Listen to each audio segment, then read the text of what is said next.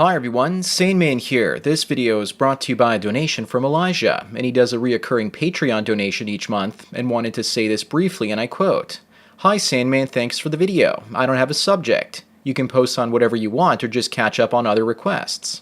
Well Elijah, thanks for your donation. The title of this video appears to be rather self-explanatory. First I'll read a short story from a guy called From Just a Man about the son that he'll never have, and then I'll do the female version. So here's what From Just a Man has to say, and I quote, "Hey boy, I wish I had the chance to get to know you. You were never born, never existed, but I think of you often. I dream of the times where I could look upon you and see a beaming smile, your blue eyes shining in the sunlight. You may not be real, but I know that I love you all the same. I want to take you outside to play catch, to push you on the swings and take you to Grandpa's to go fishing. I want to be there for your scraped knees and bumps and bruises. I want to lose my given name and replace it with Daddy. I wish I could have a chance to buy you a bicycle, help you take off the training wheels. I wish I could buy you a car and get nervous as you peeled out of the driveway. I would love to be told he looks just like you, or that's your son all right. To watch you score touchdowns and hit home runs, to watch you play with your friends in your little garage band, to have the privilege to watch you grow into a man. But this will never happen, it can never be. You can never be a reality.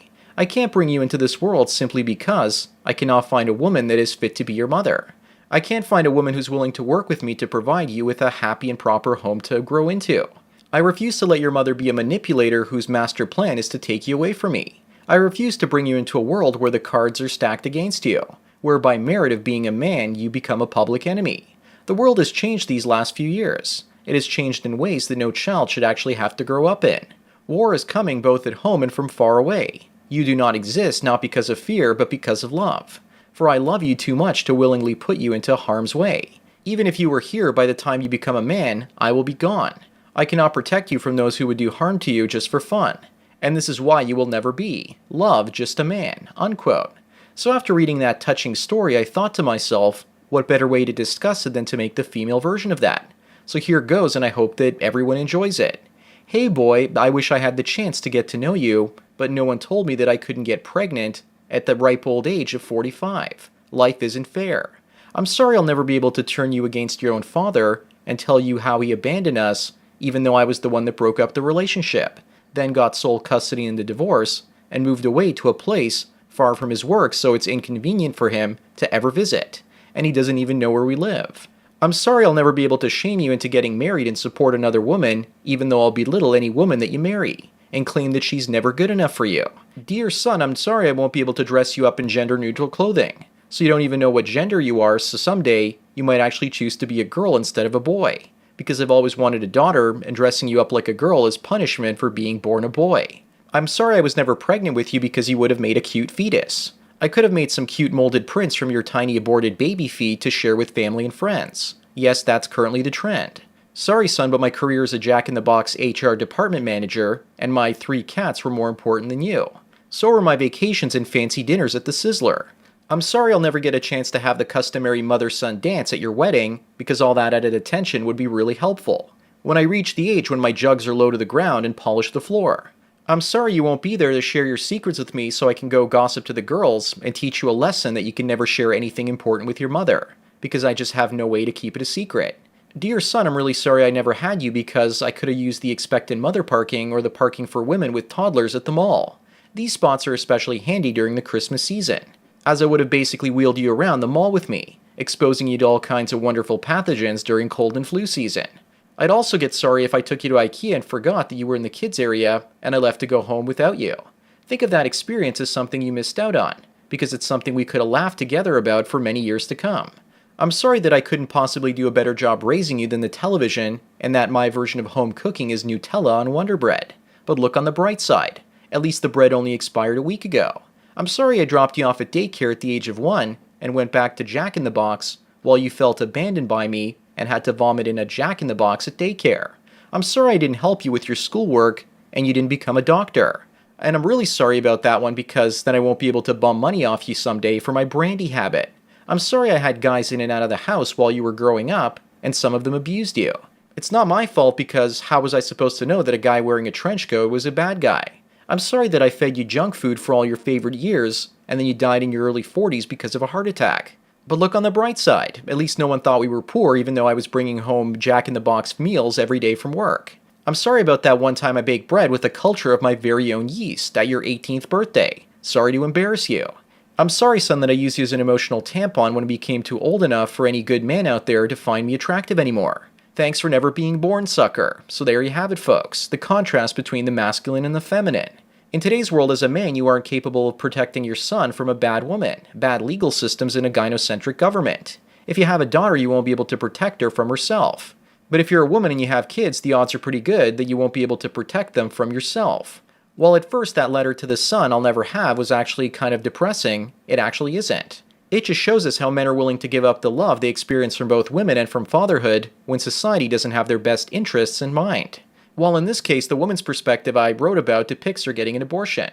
Yet most women are selfish enough to become single mothers and not be able to provide the physical, emotional, and spiritual resources a child needs to find his way into the world with. What does it say when a man shows more love by not having a child than actually having one? I think we all need to remember that popular line that goes a little bit something like this, and I quote, "Hard times create strong men create good times create weak men create hard times," unquote.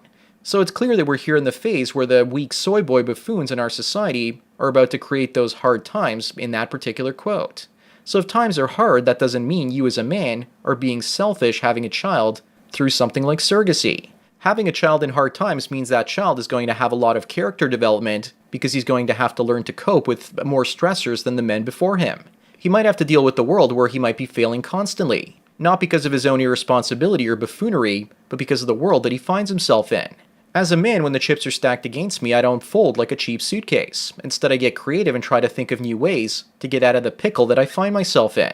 I'm sure that most men feel the exact same way, especially if they were deprived during their childhood and didn't have the best hand of cards dealt to them in life. Just because sometimes we as men grow up in good times doesn't mean that those times are good for us. In fact, if you're a man that was born while there were good times around you, but you still have an awful life, you have character and strength that the white knights and cucks around you will never know. If all you've known in life is emotional or physical pain, then silly things like shame have absolutely no power over you. It's funny when people try to shame me and I see it for what it is, but they don't actually see that I know what they're doing. Shaming language works on today's men because they are weak, because they don't understand how to be strong because they've never lived through hard times. If I ever had a son, I wouldn't want him to go through strictly good times because I would be sadly disappointed in the man he would eventually become. He would most likely become lazy, spoiled, entitled, or even worse, a male feminist. Instead, I'd want him to suffer through something in life, to fail and struggle through things and use the resistance and hardship to bring about a value in his life. It takes a fine balance of hardship, but not too much hardship to make a great man. He has to be forged like a steel sword, but if the furnace is too hot, he's going to melt into a puddle of goo. But if he's not hard enough, he won't take shape properly to take on his opponents. How much hardship is too much and how much is too little? I'd say it depends on the individual male. So in that sense, you can't raise every man out there with the same amount or type of hardships.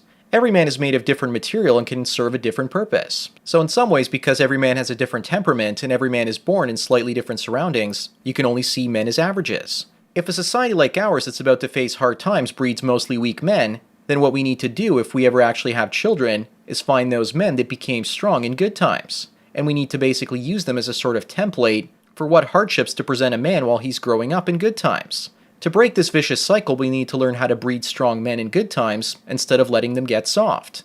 I blame the parents because they don't understand that if you give your children the material abundance that you never had as a kid, those children will be ruined and they won't even turn into a shadow of their parents. I was really lucky growing up because my parents were really cheap and frugal, and as a result, I didn't get the material comfort that all the other kids around me received. Maybe that's the trick.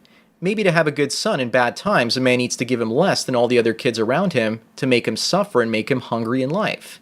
Give him an inferiority complex, he'll be far more likely to go out into the world and prove his worth. Sometimes just a man, we can't look at the lack of suffering in a child's life as a negative. Sometimes it could be the kick in the butt that he needs to go out there and make something of himself. Anyways, that's all I've got to say for today. Thanks again, Elijah, for the reoccurring donation, and thank you from Just a Man for your inspiration for this video. Don't forget to smash the like button the way that your mother thought about smashing you before you were born. Bang the bell and check out the MGTOW mystery link. Follow me on Twitter or like me on Facebook to get tomorrow's video today. Subscribe to me on Minds.com or Gab.ai to get the video for the day after tomorrow.